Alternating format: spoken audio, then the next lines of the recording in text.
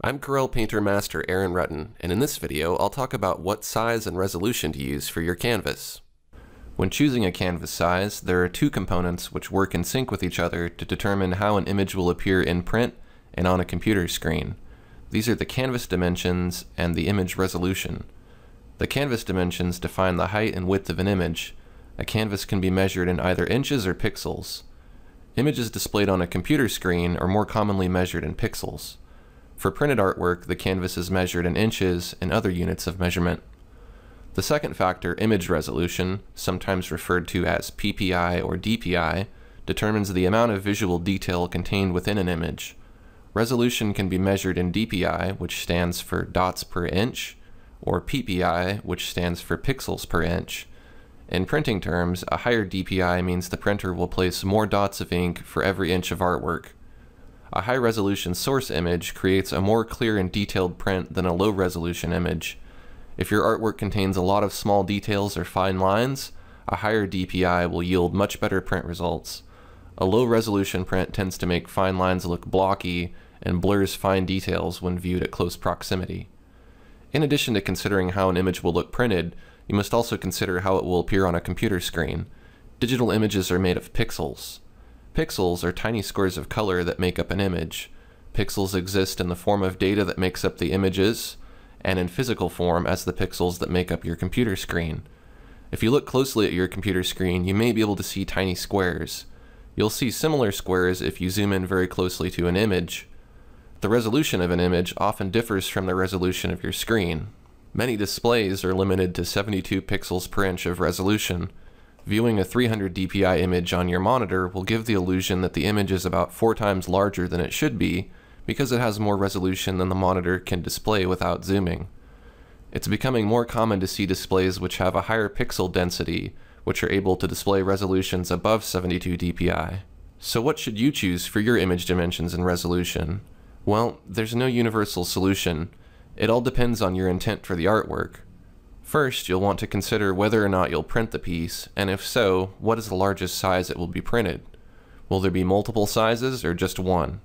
Making a bigger canvas is often better because you can always scale copies of your artwork down to a smaller size without hurting the image quality. Unfortunately, resizing is a one-way street, as enlarging can negatively impact image quality. If you're printing from a third-party service, they may have guidelines that you should follow for sizing your artwork before submitting it.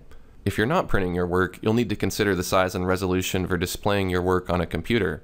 Since most computers only support a resolution of 72 dpi, you'll want to avoid posting anything other than that to the web because it will be too large to fit on the screen and it'll take a long time to download.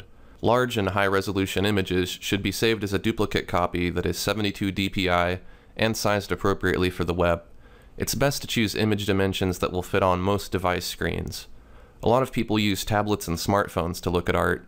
These devices have smaller screens, so keep that in mind when deciding on how large to publish your work.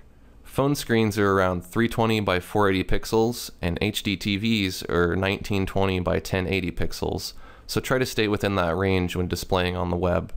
I anticipate that this may change in the near future as high-resolution displays become more common. Some artists may want to take advantage of that by making higher-resolution art for the web. Most websites have strict guidelines as to what size uploaded images should be in pixel dimensions, so it's best to follow their specifications. For my digital paintings, I often start with a setting of 24 by 18 inches for my canvas dimensions. This is a standard frame size and gives me an adequate amount of detail for most paintings. 24 by 18 can be easily reduced to fit many other standard frame sizes with minimal cropping.